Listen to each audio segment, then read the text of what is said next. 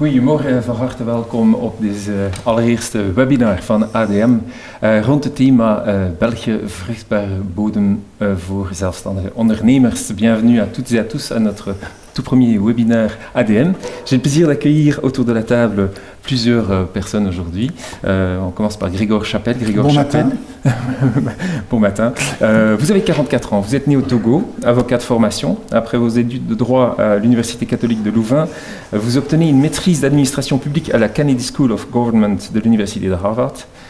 Très tôt, vous témoignez d'un engagement social important, puisque vous allez, entre autres, être fondateur de l'organisation Oxygène, plutôt Hydrogène pour jeunes en difficulté, et président de la Fédération des étudiants francophones de Belgique.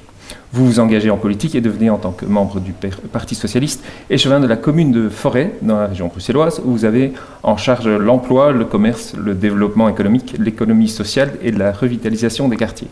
Le 19 mai 2011, vous démissionnez de cette fonction lorsque le gouvernement bruxellois vous nomme directeur général d'Actiris, l'Office régional bruxellois de l'emploi. En 2016, vous êtes reconduit dans vos fonctions pour un mandat de 5 ans. Grégoire, votre avis et votre expérience quant à l'évolution du monde du travail, des rapports employeur-employé ou entreprises et prestataires nous seront particulièrement utiles pour éclairer ce débat. Egbert Lachaert, goedemorgen. Goedemorgen. U werd geboren in 1977 en engageerde u zelf ook al vroeg op sociaal en politiek vlak. U werd in 1999 nationaal voorzitter van Liberaal Vlaams Studentenverbond. Na het afstuderen werkte u vanaf 2000 als advocaat aan de Gentse Balie, bij een kantoor gespecialiseerd in sociale recht.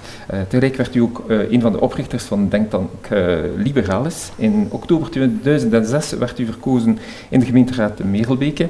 In januari 2013 werd u verkozen tot de nieuwe OCMW-voorzitter en scheep van onder andere sociale zaken. Sinds mei 2014 bent u ook verkozen voor de Kamer van Volksvertegenwoordigers. En in oktober 2018 haalde u 2427 voorkeurstemmen bij de gemeenteraadsverkiezingen. U bent sinds januari 2019 in de gemeente Eerste Schepenen bevoegd voor sport, jeugd, burgerparticipatie, ouderenzorg, informatie en communicatie en juridische zaken. U definieert uzelf als een aanhanger van een vooruitstrevend en emancipatorisch liberalisme. Voor u betekent liberalisme dat ieder mens kans moet krijgen om zich te ontplooien. Dat er geen sprake kan zijn van een echte vrijheid indien men geen toegang heeft tot onderwijs, een gezond leven of een veilige leefomgeving. Liberalisme betekent niet ieder voor zich, maar houdt ook in dat we diegenen die het moeilijk hebben in staat stellen zelf hun leven richting te geven zoals zij dat willen. Egbert, met u willen we het zeker ook graag hebben over dat laatste en meer bepaald hoe mensen die het professioneel moeilijk hebben of dreigen te hebben, hun talenten en ambities de richting kunnen geven die ze willen. Elena Arène, bonjour. Bonjour. Vous avez 43 ans. Vous êtes directrice d'Ashoka Belgique, le plus grand réseau mondial d'entrepreneurs sociaux, 3800 je crois, répartis sur 90 pays différents.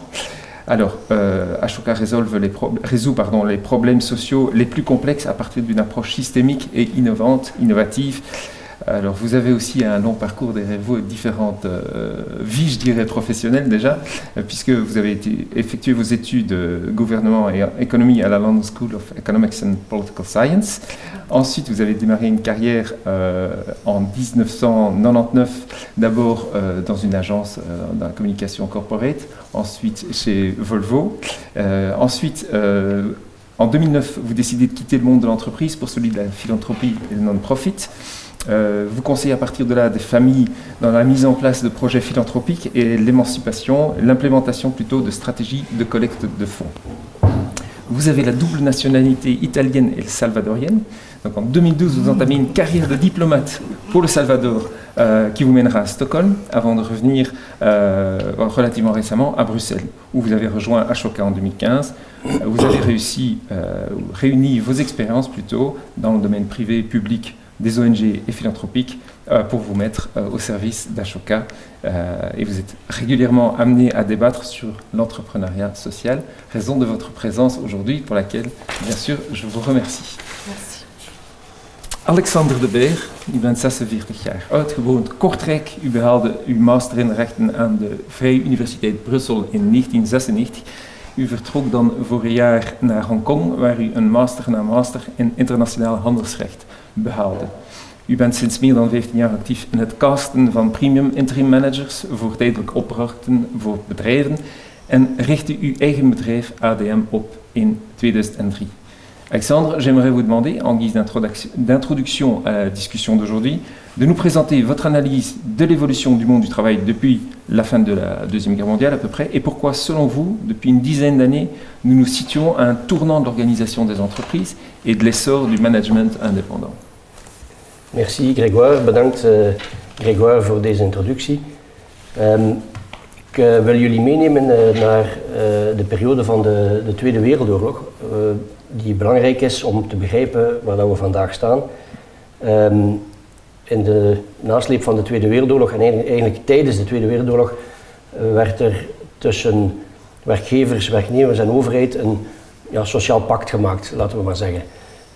Met de bedoeling om na de oorlog een systeem, een structuur te creëren waarbij dat het land zich opnieuw kon wederopbouwen. Met het einde van die Tweede Wereldoorlog en het invoeren van het Marshallplan vanaf 1948 waren die structuren klaar. En dan spreek ik niet alleen over de statuten, arbeiders, bedienden, pensioenen, sociale zekerheid, maar ook over de toestroom, de instroom van die mensen in de arbeidsmarkt via de scholen en universiteiten. Alles was er dus op gericht om die investeringen die vanuit het buitenland kwamen, vanuit het Marshallplan, zo rendabel mogelijk te maken en de bedrijven de instroom te geven van de juiste mensen die die bedrijven dan konden doen groeien. Dat liep allemaal zeer goed. Er was veel werkgelegenheid, er werd welvaart gecreëerd, veel internationale bedrijven die hier kwamen, veel multinationals. Totdat in de jaren 70 eigenlijk de eerste test kwam voor het systeem wat het wel goed heeft doorstaan, maar in de jaren 80 en zeker met de beurscrisis eind jaren 80 werd het eigenlijk duidelijk dat de loyaliteit van de bedrijven er minder en minder was. En het contract, zogezegd, dat toen 30, 35 jaar bestond, of 40 jaar bestond, verbroken werd. En dat was een nieuw gegeven. De bediendes, de arbeiders, waren daar niet klaar voor, hadden daar niet op gerekend. In de jaren 90 kregen we nog meer van dat. De multinationals begonnen te vertrekken uit België. De sluiting van de grote autoconstructeurs is daar een voorbeeld van. En het is in die periode dat we het aantal, laten we zeggen, zelfstandigen zien toenemen. En dan spreek ik niet over mensen die een vrije beroep hadden, of zoals advocaten of notarissen of dokters, of mensen die een bakkerij of een slagerij hadden, maar dan spreek ik over mensen die een eigen managementvernootschap opstarten, mensen die dus weggeherstructureerd waren in bedrijven en die te duur of te oud waren voor de arbeidsmarkt, niet meer een bediendencontract kregen zoals dat ze vroeger hadden. En die dus eigenlijk by default, om het zo te zeggen, ze hadden geen andere keus, zelfstandigen werden om dan toch maar te proberen om hun diensten in de markt te verkopen. En begin jaren 2000 zien we die groep van mensen groter worden en zien we ook dat de vragen van bedrijven voor tijdelijke functionele noden in te vullen, ingevuld worden door die mensen. Dus mensen die in een bedrijf tijdelijk afwezig zijn door ziekte of zwangerschapsverlof of ontslag, om het zo te zeggen, worden tijdelijk vervangen door zo'n een zelfstandige interim manager. Nu, de gemiddelde leeftijd in die periode van de zelfstandige interim manager zat tussen de 55 en de 60 jaar. Dat is eigenlijk vandaag omgedraaid. Vandaag hebben we een situatie waarbij dat enerzijds de vraag van bedrijven niet meer zozeer functioneel is, maar wel projectmatig. En dat het aanbod van zelfstandigen niet meer een gemiddelde leeftijd heeft van 55, 60 en by default, omdat ze moeten zelfstandig zijn, maar eerder by choice en jonger en jonger. We hebben mensen van 30 jaar die zich aanmelden bij ons als zelfstandigen en die zeggen ik wil als zelfstandige functionerende markt. Ik wil mijn eigen ding doen en ik bied mijn diensten aan, onder andere via jullie.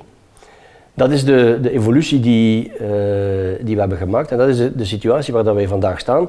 Met andere woorden, er zijn nog altijd arbeiders uiteraard, er zijn nog altijd bedienden uiteraard, maar er zijn meer en meer mensen die kiezen voor die derde weg, voor dat zelfstandig statuut, omdat ze zich in kunnen vinden. Omdat zij zeggen van ik voel mij niet goed als bediende of als arbeider, ik voel mij wel goed als meester van mijn eigen lot en ik word zelfstandige.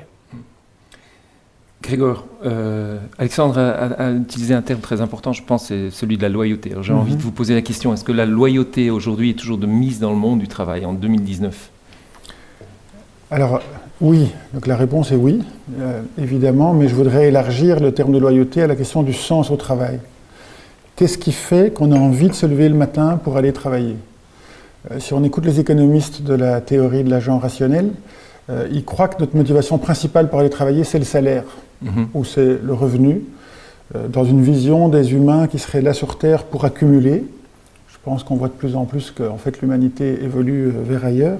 Et quand on écoute les sociologues du travail, on se rend compte que ce qui motive vraiment les gens au travail, à côté du salaire qui est évidemment important, du revenu qui est évidemment important, c'est aussi le sens au travail. C'est-à-dire à quoi est-ce que je suis en train de contribuer? Quelle est la fin que je poursuis dans mon organisation? Est-ce que mon organisation sert à accumuler en produisant des produits chimiques qui vont provoquer des cancers chez les enfants? Je suis très caricatural, je fais la provocation. Ou est-ce que mon organisation sert à relever des défis sociaux, des défis environnementaux, des défis culturels? Et puis alors, il y a aussi l'inscription dans le collectif de travail. Il y a ce que je fais, à quoi ça sert, mais il y a aussi avec qui je le fais. Est-ce que je suis inscrit dans un collectif? Est-ce que je crée du lien? Est-ce que je suis dans une équipe? Et enfin, il y a mon développement, Alexander en a parlé. Est-ce que je progresse? Est-ce que j'apprends? Et donc oui, pour moi, la loyauté existe, c'est-à-dire que toutes les entreprises essayent de susciter cette loyauté, toutes les organisations, je devrais dire, essayent de susciter cette loyauté auprès des membres de leur équipe pour que les gens se disent « oui, quand je vais travailler, je contribue à quelque chose d'utile, je suis inscrit, j'ai des collègues, j'ai des amis, le terme est poussé un peu loin, mais j'ai des gens avec lesquels je partage les émotions, et puis je suis en train de progresser, je ne suis pas en train de faire un travail répétitif toute la journée. Donc voilà, je pense que c'est un défi que nous devons tous relever. Et alors évidemment, là j'ai parlé de la loyauté de la personne qui travaille vis-à-vis de son organisation, mais évidemment pour que cette loyauté puisse s'installer, il faut que ce soit dans les deux sens, il faut qu'il y ait une loyauté de l'organisation, de l'employeur ou de celui qui commande des services vis-à-vis de la personne. Et là, on aborde toute la question de la sécurité au travail, donc d'un emploi de qualité. Et je ne parle pas spécialement des statuts, ça peut être salarié, ça peut être indépendant, mais en tout cas de la sécurité au travail.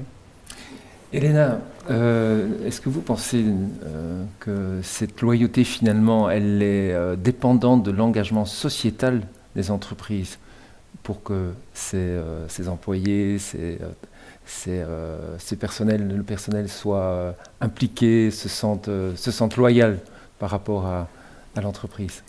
Yeah, I will speak Yes, in of course, English, yes. as I was also asked to speak in English. So we have the three languages of Brussels also represented. So no, definitely, that's how we see. Well, first, the concept of social entrepreneurship, which was created by Ashoka already in the 80s, also is a testimony, a witness of this. When you see that already in Belgium, more than 12% of employment is given through social entrepreneurs, and that's because these are people that have quit their jobs, or even if they do very kind of fancy studies, they also decide to have a social engagement, and they can develop models where they can have a profit as well. They have very sustainable business models, but at the same have a social impact. And also in the same way that Ashoka is globally working around 90 countries with one of the biggest companies globally in the world, many in different sectors. What we see is, why do they come to Ashoka? Why do they come to us? Because it's a way for their employees. We have direct programs of employee engagement, because the high executives and the leadership of the companies have realized that before, it's no longer the engagement of their employees will no longer be linked to just the industrial project. They will be linked to the sense that they have. But it works when it's really not just attached to a separate corporate social responsibility that is aside of the company. It has to be really implanted in the DNA of the company. And for that to happen, we have these programs where we bring social entrepreneurs to work directly with the employees, and it creates a win-win solution because a lot of the innovation as well in the companies is actually done together with the social entrepreneurs. So innovation doesn't happen also in a research lab separately. It happens on the ground. And these social entrepreneurs, that's what they bring. They also bring a different way of working, which is a lot more agile. Companies work in a much more hierarchical way. So the inspiration to work in much less hierarchy, to really work in teams, to work collaboratively, also is very inspiring form of working of social entrepreneurs. And on the other hand, the social entrepreneurs as well can learn a lot from kind of developing of their business models, marketing, HR, the way a company is organized. So it's always a win-win. And we see that more and more often now happening. Companies are coming to social entrepreneurs to be able to engage their employees and to have that loyalty in the long term. Egbert, loyaal zijn in 2019, er wordt vaak gezegd van je moet in de eerste plaats loyaal zijn tegenover jezelf, tegenover je eigen dromen, ambities, talenten. Nu mijn vraag, heeft de organisatie van de arbeidsmarkt vandaag in België de mensen de nodige ondersteuning om hun eigen richting te gaan, hun eigen talenten te kunnen ontplooien? Maar, ik denk dat eigenlijk het daarnet goed samengevat is dat arbeid is inderdaad meer dan puur geld verdienen. Hè. Het is deel uitmaken van een organisatie. En als je het psychologisch proces van een sluiting of een herstructurering van een bedrijf bijvoorbeeld bekijkt, dan eigenlijk, als je het statistisch bekijkt, weet men heel goed dat die mensen een vrij goede kans hebben vaak om een nieuwe job te vinden met een vergelijkbaar loon. Maar wat psychisch heel zwaar weegt en de shock geeft, is dat verlies met die identificatie met die werkgever. Men werkt daar x aantal tijd en men is eigenlijk deel van die organisatie, het is deel van uw identiteit. En ik denk dat dat vaak een beetje onderschat wordt. We spreken daar als professionals dan vaak in statistieken over, maar het gaat over mensen die deel uitmaken van een organisatie en dat is deel van een identiteit. Dus op dat vlak zal loyaliteit altijd een belangrijk thema zijn, omdat mensen toch graag een kader hebben waarbinnen dat ze functioneren. Langs de andere kant denk ik dat onze Belgische arbeidsmarkt een groter probleem heeft, een redelijk uniek probleem in vergelijking met het buitenland. Eigenlijk zijn heel veel van onze verworven rechten opgebouwd op basis van anciëniteit. Anciëniteit in een sector, anciëniteit in een onderneming. En in zekere zin, laten we zeggen tot 10, 15 jaar, vind ik dat ergens logisch. Omdat je ook je competenties groeien, ook met die anciëniteit. Er is een bepaalde loyaliteit onderling met de werkgever en het is normaal dat dat gehonoreerd wordt. Maar in onze arbeidsmarkt wordt het zodanig extreem doorgetrokken dat ik heel veel mensen zie die ongelukkig zijn in een job, maar die daarin blijven zitten in een soort gouden kooi omwille van anciëniteit. Ik zie dat in de overheid, ik zie dat in de private sector. Men heeft loonbarema's opgebouwd, men heeft ontslagrechten opgebouwd en men durft die job niet meer verlaten omwille van die opbouw van rechten. En dan zie ik mensen rond 50, 55 uitvallen met burn-out, psychische klachten. En eigenlijk is niet het probleem dat er eigenlijk psychisch een groot probleem is op die werkvloer, maar die job is gewoon niet meer geschikt voor die persoon. Maar men durft die stap niet nemen. En ik vind dat een gigantische uitdaging om onze arbeidsmarkt op te hervormen. We zitten met een te groot belang aan anciëniteit tot in het oneindige. En dat maakt mensen volgens mij ongelukkig op onze arbeidsmarkt. I would like to thank the audience for sending us questions. Many people are watching this webinar this morning. So thanks again. And we take a first question. What is the vision of government and syndicates on independent entrepreneurs? Is there a vision to liberate and stimulate, or rather to regulate? Who wants to answer the question? Egbert?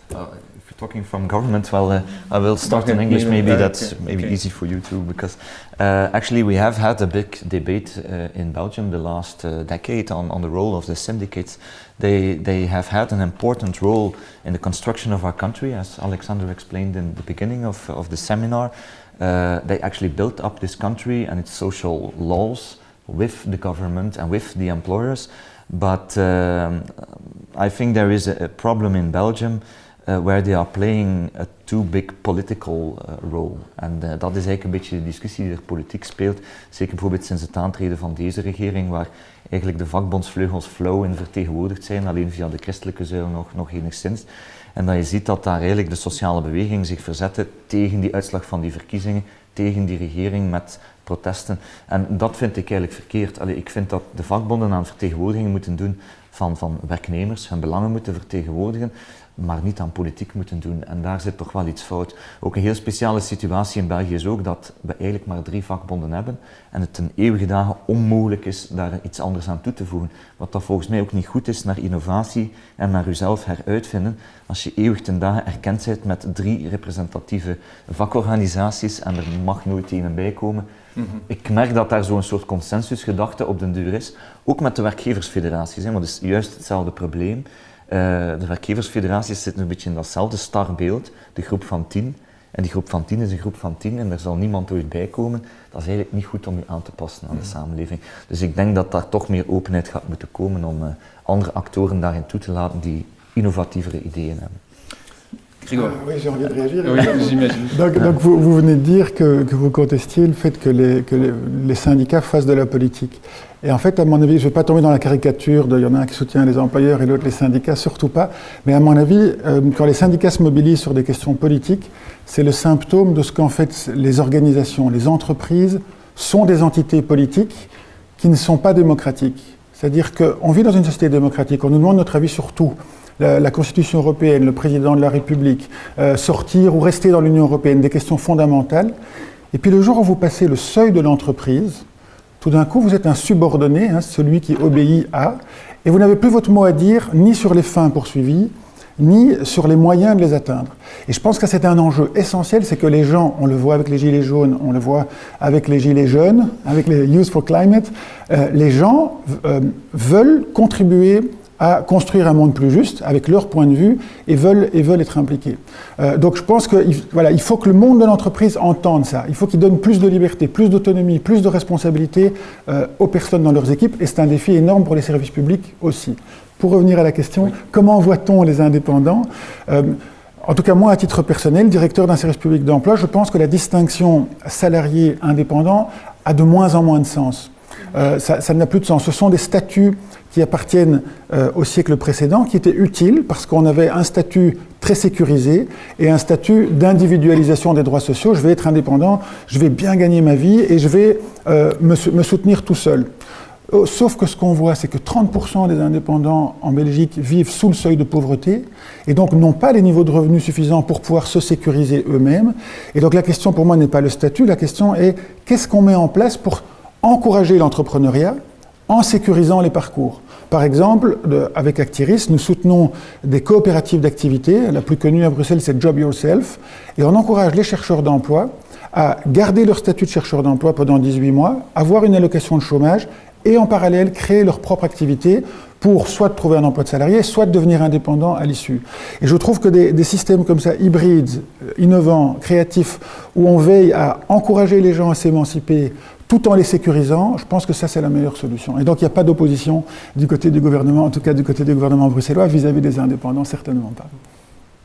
Je ne sais pas si Alexandre, vous voulez embrayer Eh bien, j'ai 2 choses. D'abord, Elena, je crois que toi, si tu soutiens quelque chose à Bruxelles qui aide les chercheurs d'emploi pour devenir indépendants. Yes, exactly. Maybe you can talk about that, yes. Our Shoka fellow, Sandrino Gracefa, who was elected this year, who leads the cooperative SMART, is exactly proposing that system where you don't lose the protection that workers are needed, but also the most important thing linked to motivation, also to link it to the first part of our debate, is to have autonomy and freedom. And the only reason for subordination, actually, that workers are looking is the social protection. So there's no other reason why you have to be subordinate. So you can have this subordination, this protection through SMART, for instance, and at the same time keep the autonomy in your work. And well, SMART is present in 9 European countries. It has a turnover of more than 200 million euros. It's a cooperative system. There's a solidarity. And now also when you see it in the labor market, people don't have one hat and one career. You have someone that has finished HEC who is also wants to work in a bar because they want to connect with people. I'm exaggerating, but we see it more and more. And they have many hats, many different employments. And cooperatives like SMART allow you to have this independence, this autonomy, this freedom, this ability to be able to work from home, to meet other people, to co-create, to everything is interconnected. And so the attractiveness of working on having one career path, that is really gone. But it's the autonomy, I think, that is linked to motivation. J'aimerais ajouter plusieurs points qui ont été mentionnés à cette table concernant cette question. Il y a un équilibre qui doit être trouvé entre donc cette loyauté envers soi-même, l'identité qu'on a envie de faire partie d'une organisation, et alors la liberté et l'autonomie dans une entreprise. D'un côté, je crois que les indépendants aujourd'hui sont une réponse à ce besoin de ne plus être sous le joug des entreprises et d'être dans une cage en or. Il y a maintenant un troisième chemin qui est là, qui s'ouvre pour les gens, pour prendre leur destin en main, pour être libres, pour se développer eux-mêmes, pour se forger une propre identité à eux et pour trouver la chose pour laquelle ils sont nés dans ce monde. C'est essentiel. Mais d'un autre côté, je crois qu'il y aura toujours des gens qui ont besoin justement d'une organisation et d'une sécurité et d'un statut employé ou ouvrier et qui se sentiront mieux dans ce genre de situation-là. Une partie de la population veut prendre son destin en main soi-même et a la confiance et la certitude qu'elle va réussir, mais l'autre partie se dit, voilà, moi je me sens plus confortable dans un système d'employés. Et je crois qu'il ne faut pas mélanger les deux, il faut garder les deux ou les trois statuts, ouvrier, employé, aujourd'hui c'est plus ou moins la même chose, il faut garder les deux chemins pour donner le choix aux gens, parce que si on a un genre de statut unitaire, eh bien on est nouveau au début, c'est que on est protégé et on ne va pas changer parce qu'il y a tous les avantages qui sont là et qu'on perd lorsqu'on change. Il est vrai que c'est un challenge pour les indépendants qui ne réussissent pas et qui n'ont plus de filet social derrière eux, de protection. Et ces gens-là, il faut les aider, il faut les amener justement vers le bon chemin, le choix. Ils ont peut-être fait le mauvais choix, peut-être qu'ils se sont dit je veux être consultant ou coach, mais qui sont meilleurs en, je sais pas moi, soudeur ou électricien. Peut-être qu'ils ont fait le mauvais choix et c'est là qu'il faut les aider. Parce que je suis convaincu que chacun de nous a quelque chose qui nous fait unique et que des services ou des produits qu'on peut proposer qui fera qu'on peut gagner notre vie. Donc je crois qu'il faut faire attention de ne pas mélanger, de ne pas faire comme on appelle, comme on dit en flamand, een eenheidsworst. Sinon, we're back to the beginning. Ja, echt waar. Wat mij opvalt als wij in de politiek wetsvoorstellen indienen over hervorming arbeidsmarkt, is dat de publieke opinie daar eigenlijk 50-50 op reageert. Het is eigenlijk zoals Alexander zegt, de samenleving is eigenlijk zo geëvolueerd met jonge mensen die eigenlijk meer autonomie willen in de manier waarop dat zij hun job uitoefenen. Terwijl dat vroeger de kaders meer bekend waren van kijk, vaste arbeidstijd, vaste plaats van tewerkstelling, alleen niet te ver van huis, het klassieke model. Maar als je nu een voorstel indient dat eigenlijk gaat naar het geven van meer vrijheid om arbeidstijd bijvoorbeeld te regelen, als werknemer zelf, meer autonomie te geven in het werknemersstatuut zelf, dan is eigenlijk 50% van de werkende bevolking daar wel voor. En dat gaat dan over mensen die eigenlijk meer vanuit een individuele beleving, en ik bedoel dat niet negatief, een soort individualisme dat wel gegroeid is in de samenleving, dat men eigenlijk meer zijn werk wil zelf organiseren en dat wil aanpassen aan het ritme van de dag. Het afzetten van de kindjes op dat uur en ik wil eigenlijk kunnen starten een half uur later, maar ik wil niet dat mijn werkgever mij zegt ik moet nu 8:15 daar al zijn en dat uur om te stoppen net hetzelfde. Men wil daar eigenlijk meer autonomie in. En voorstellen wordt door een grote groep toegejuicht, maar er is een andere groep die het heel moeilijk heeft met het meer geven van flexibiliteit, omdat het voor hen een risico inhoudt. En dat gaat dan over mensen die echt toch wel vasthouden aan een bepaald kader waarbinnen dat ze werken. Het gaat misschien ook iets meer over mensen in uitvoerende functies, echt concreet uitvoerende functies. Die zien dat eerder als een bedreiging. En die willen echt dat kader behouden, omdat dat een zekere bescherming biedt. Dus ik denk wel dat ons wetgevend kader zich de komende jaren ook voor het werknemersstatuut toch nog een stuk zal moeten aanpassen. In die zin dat we de voldoende bescherming moeten houden voor de mensen die dat echt nodig hebben. Maar als je een bepaalde verantwoordelijkheid hebt, of uw werkgever is bereid van u een bepaalde autonomie te geven, moet er iets meer flexibiliteit kunnen, ook buiten het zelfstandige statuut. Want niet iedereen gaat de stap naar het zelfstandige statuut zetten en toch hebben mensen nood aan een bepaalde autonomie. Maar de race naar het zelfstandige statuut is ingegeven om verschillende redenen. Hè. Het was op een bepaald moment noodzaak.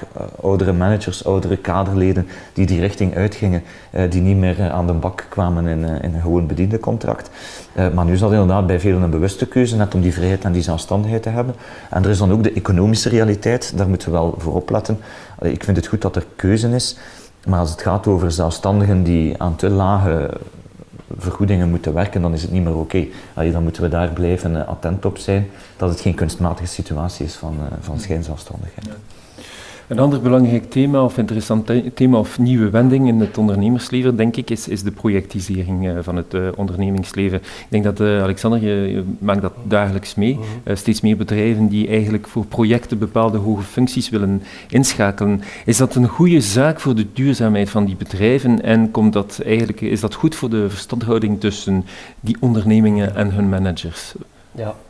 Wat we zien is de evolutie van de afgelopen 10 jaar, wat ik daarnet zei, het soort van vragen die bedrijven stellen om mensen binnen te halen, is geëvolueerd van tijdelijk functionele vervangingen naar projecten. Waarbij dat men als bedrijf zegt, ja eigenlijk, ik ga die persoon, we hebben hier een probleem, we gaan dat probleem niet oplossen door iemand aan te werven. Ten eerste, dat duurt te lang in de markt van vandaag. Ten tweede, eenmaal dat probleem is opgelost, dan hebben we die persoon eigenlijk niet meer nodig. En kunnen we het verder zelf alleen wel klaren. Dus ik ga iemand aantrekken die dat hier komt doen, 3 maanden, 6 maanden, 1 jaar. En die dan gewoon weer weggaat en een overdracht doet naar de mensen intern. En die vragen zijn vandaag de meerderheid van de vragen die wij binnenkrijgen als kantoor van onze klanten. Nu is dat een goede zaak. Het zorgt ervoor dat de mensen die projecten moeten gaan doen, zeer duidelijk weten wat ze moeten doen en waarvoor dat ze worden binnengehaald. En het zorgt voor een duidelijk kader en objectieven van dat werk dat moet gebeuren. Het is de realiteit vandaag dat er een tekort is op de arbeidsmarkt en dat bedrijven genoodzaakt zijn om van het meerwerk dat zich in het bedrijf bevindt, projecten te maken, omdat ze zo iemand kunnen binnenhalen die dat komt oplossen ad interim. Ik vergelijk dat soms een beetje met private equity en ik weet dat ik daar dan begin te spreken over de baarlijke duivel, maar uiteindelijk, what did private equity do, or what do? They take a company, they buy a majority of shares in it, and in a period of 5 years, they reform it, they make it better in order to sell it with a profit after a short period, 5 to 8 years. Well, this type of doing business did not exist in the time of our parents. In the time of our parents, family companies were run on a long-term basis with a vision for the next generation, which was fine in that world where there was no internet and no interconnection like we have today.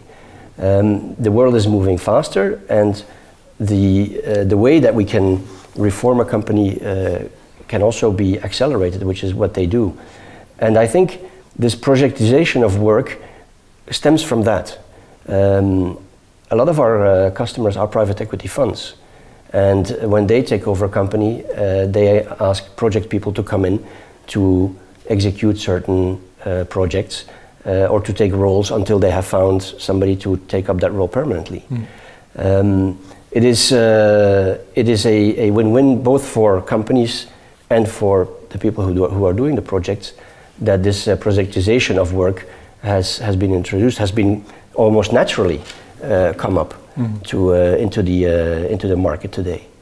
Grégoire, je sens que vous avez peut-être envie de réagir sur J'ai cette projectisation. J'ai très envie de réagir. En fait, je trouve que le débat est passionnant parce qu'on croit qu'on parle du travail, mais en fait, je pense qu'on est sur des questions proprement existentielles. Oui. Je vais vous raconter une anecdote qui m'est arrivée ce matin. Ma grande fille de 9 ans et demi m'a posé la question « Papa, est-ce que tu crois qu'on existe vraiment ?» Je dis « Pourquoi tu me poses cette question ?» Elle me dit « Mais peut-être qu'on est le rêve de quelqu'un. » Et la petite de 5 ans et demi lui a répondu « C'est pas grave parce qu'on ne le sait pas. Et les gens qui sont dans nos rêves, eux, ils croient qu'ils existent vraiment. » Et ça m'a vraiment fait penser qu'on a tous ces questions existentielles. On est là pourquoi ? Pourquoi est-ce qu'on est sur cette terre ? On sert à quoi ? Et moi, ce que j'entends dans la conversation qu'on a, c'est qu'on revendique tous la liberté de chercher. On revendique d'être libre pour savoir à quoi est-ce qu'on sert. Et alors après, il y a des questions collectives. Et donc, pour faire le lien avec la projectisation, avec le fait que de plus en plus on travaille en project management, avec du project management, bien, de nouveau, dans des grosses organisations, si on est juste un exécutant, qu'on est là pour obéir, quelqu'un d'autre a déterminé les fins, quelqu'un d'autre a déterminé le moyen, il faut 5 niveaux de validation, et puis quand on veut faire une petite modification, ça remonte, et puis il y a quelqu'un qui a fait une modification, quand ça redescend, ça ne ressemble plus à rien, eh bien, on n'a plus aucun sens au travail, et je pense sens dans notre vie. Et donc, que ce soit libérer les entreprises, que ce soit aller dans des entreprises démocratiques. Je ne sais pas si vous connaissez Mondragon, la multinationale, qui est une entreprise totalement démocratique, 70 000 travailleurs, 35 000 associés. Ils élisent leur CEO avec des élections sans candidat. Donc que ce soit la démocratisation de l'entreprise, que ce soit le statut d'indépendant pour être libre, que ce soit travailler plutôt par projet, que ce soit rendre son organisation horizontale, pour moi, tout ça ramène au sens au travail, au sens de ma vie et à la motivation que je vais avoir parce que je suis en train de contribuer. Tout à fait. Merci. Je suis entièrement d'accord avec toi, Grégoire. We take a second question from the audience. How do you see the added value of independent professionals evolving in the coming 10 years?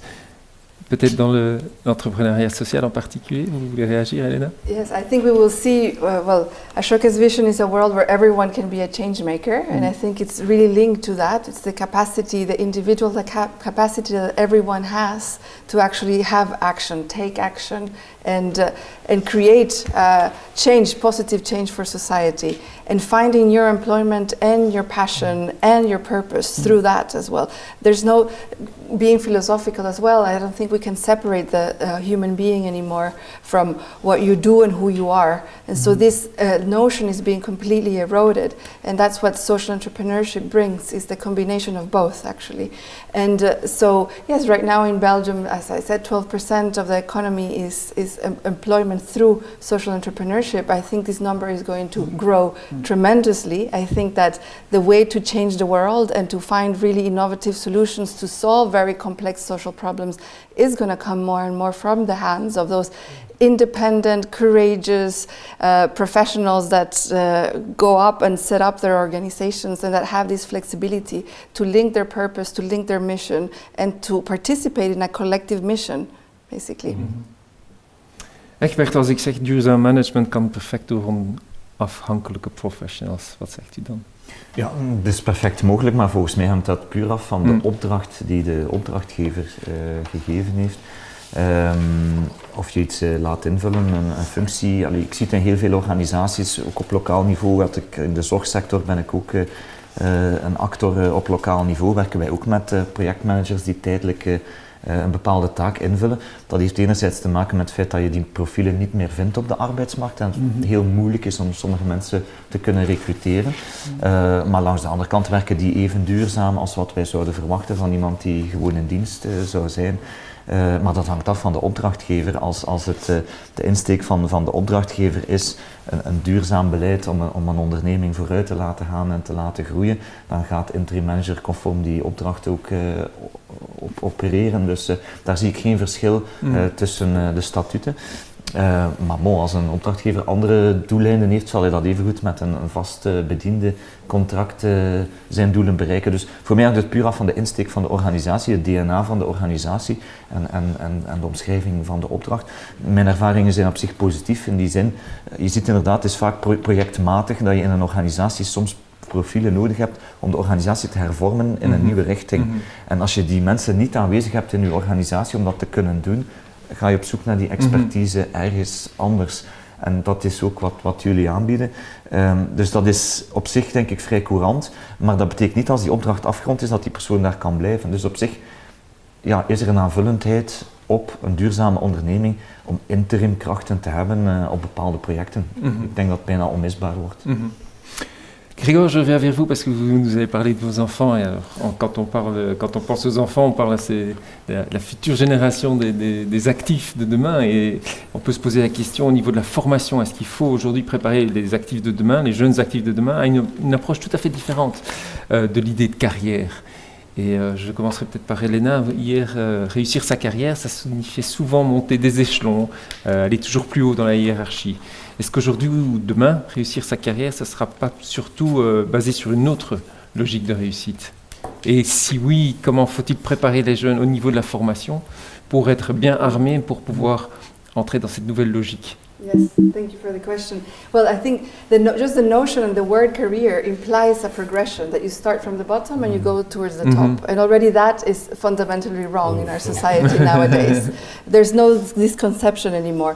And so now the career is very much linked to your personal success and linked again to the first part being the motivation, basically. So how to prepare the young people for this is to be able to have this agility to link your personal purpose to your motivation in society and to work in a place that brings a mission, that brings a passion, that brings a purpose.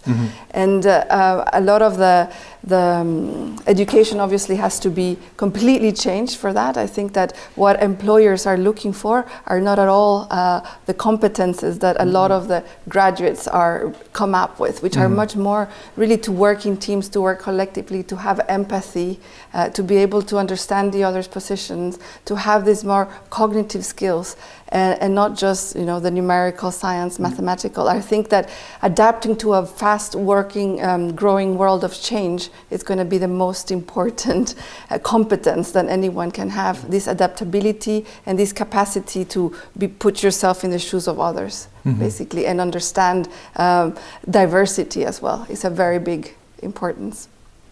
Comment une organisation comme Actiris peut y contribuer activement à ce changement de mentalité, à cette capacité à s'adapter plus facilement à un environnement qui change? De multiples façons, mais je pourrais vous en parler très longtemps, je vais en retenir une seule. On essaie de défendre une idée de keynésianisme du XXIe siècle.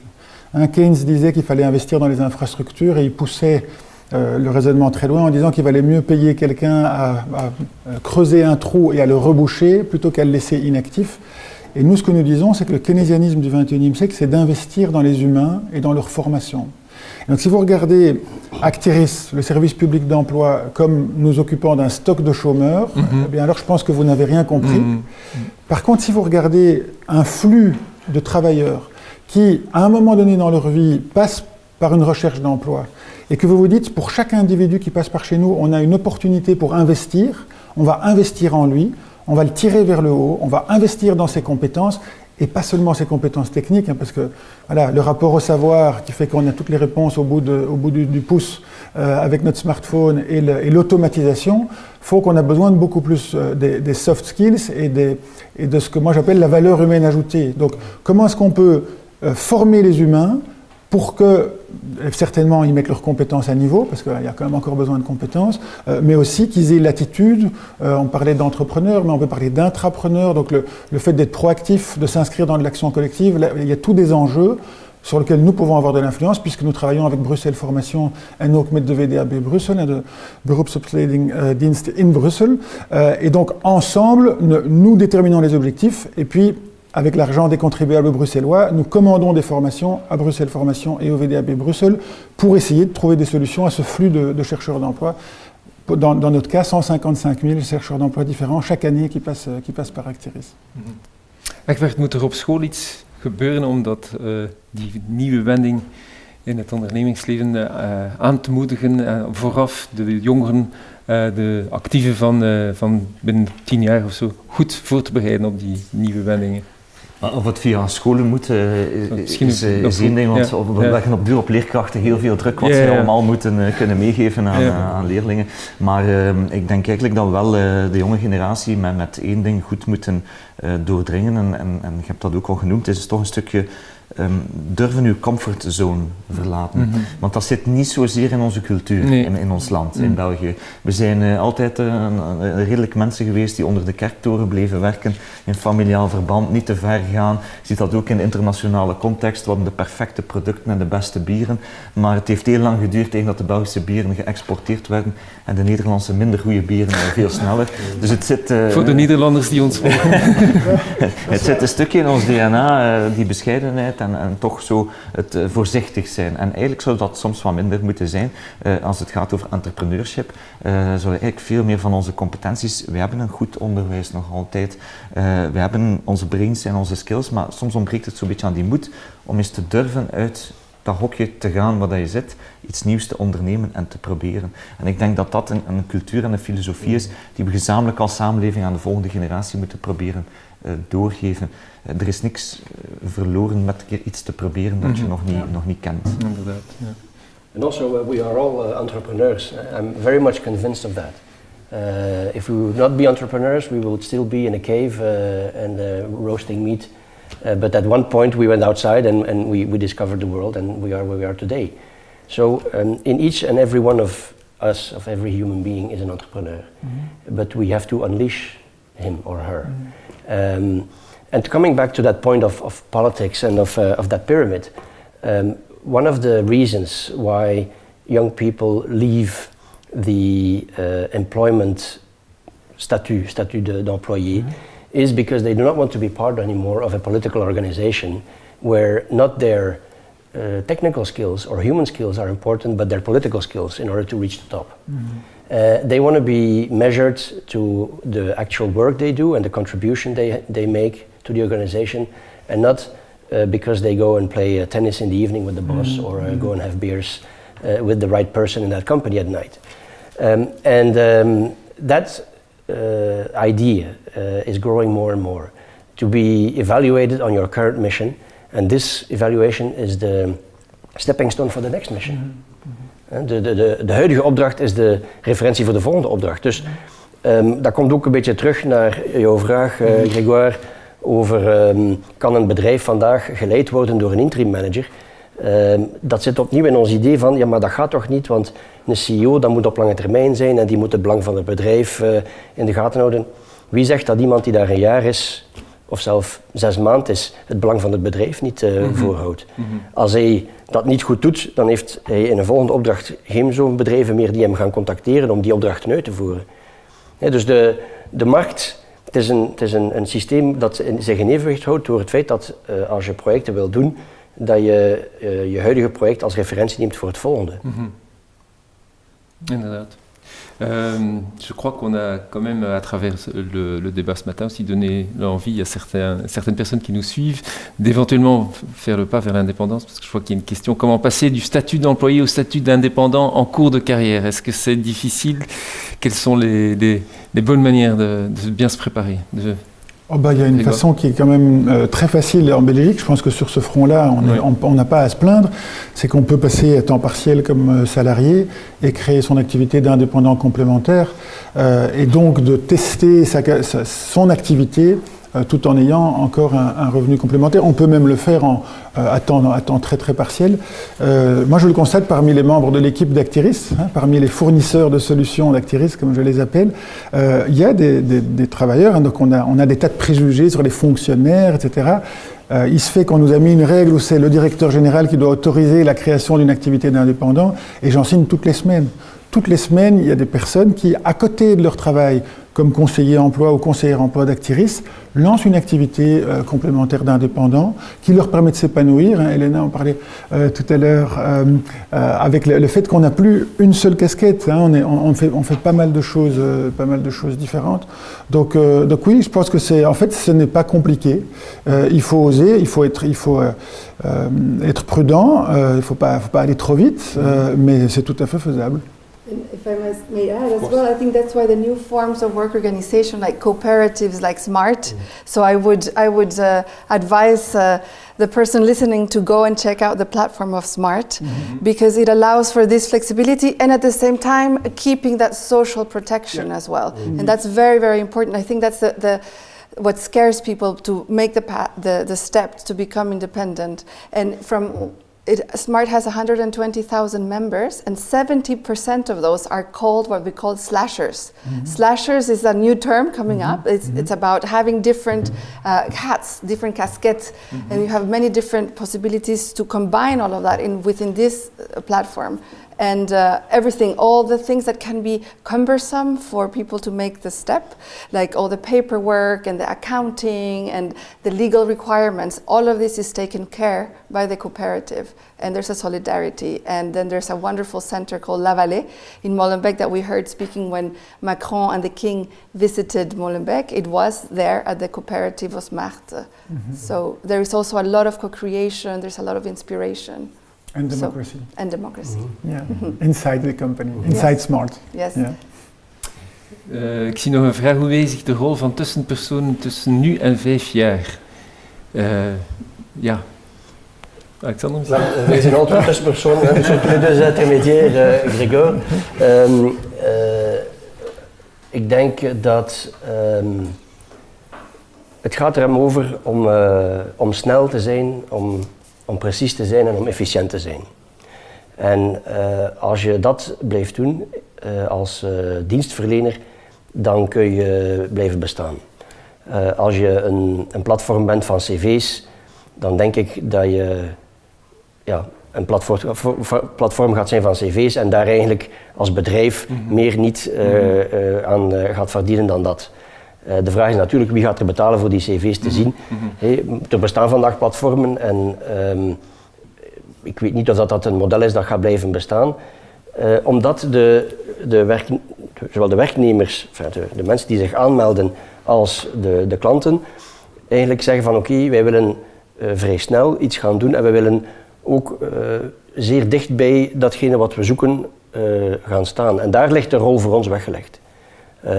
Dat is dat wij de analyse kunnen maken van wie is die persoon en wat kan hij goed, enerzijds. En anderzijds, wanneer is hij beschikbaar, natuurlijk, dat is ook iets. En anderzijds die vraag van die klant, la demande du client, est-ce que je cherche quelqu'un rapidement, en dehors la semaine, pour exécuter ce projet ou pour reprendre ce rôle. Alors, nous ne sommes pas des recruteurs, nous ne sommes pas des headhunters, nous ne sommes pas un bureau d'emploi. C'est pour cela que nous amenons une personne chez ce client. La bonne personne qui est disponible immédiatement et qui, après un entretien, peut démarrer ou ne pas démarrer la mission. Donc ça fait qu'en dehors de la semaine, le client trouve quelqu'un qui peut alors insérer ou utiliser ou faire le projet pendant 3 mois, 6 mois. Et je crois que là est la valeur ajoutée d'organisations comme la nôtre, c'est cette rapidité, cette précision et cette flexibilité, aussi au niveau des contrats. Les contrats que nous avons avec nos interim managers et avec nos clients sont très flexibles. Tout le monde peut les résilier en dehors de la semaine. Donc aussi bien l'interim manager que le client que nous. Nous pouvons tous résilier le contrat si nous trouvons qu'il n'y a plus de valeur ajoutée. Donc s'il n'y a plus ça, alors on n'aura plus besoin de nous et j'irai faire autre chose. Mais tant qu'on peut faire ça et que les clients et les interim managers trouvent que nous avons une valeur ajoutée, eh bien c'est le modèle que nous utilisons et avec lequel nous continuerons. Il nous reste malheureusement plus que 5 minutes, c'est passionnant parce que vous venez tous les 4 d'univers très variés et on sent qu'on pourrait discuter pendant toute une journée.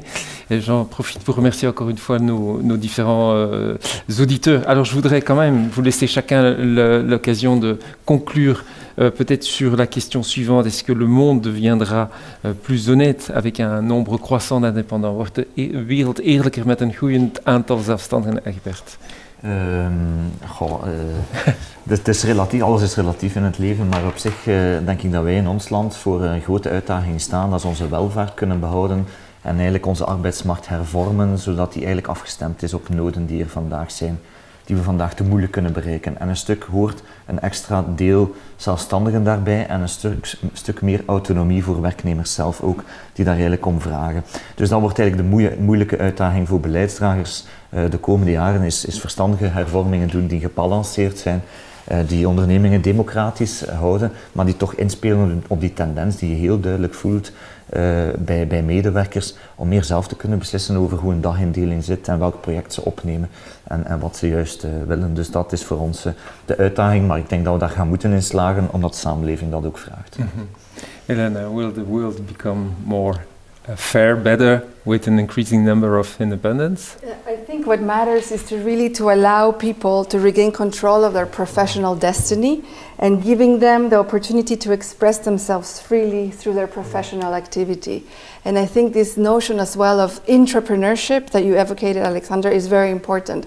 You don't necessarily have to go and create your own organization. You can also find this by being an entrepreneur within your company, within your place of work. Mm-hmm. But to have this notion of autonomy and independence is extremely important.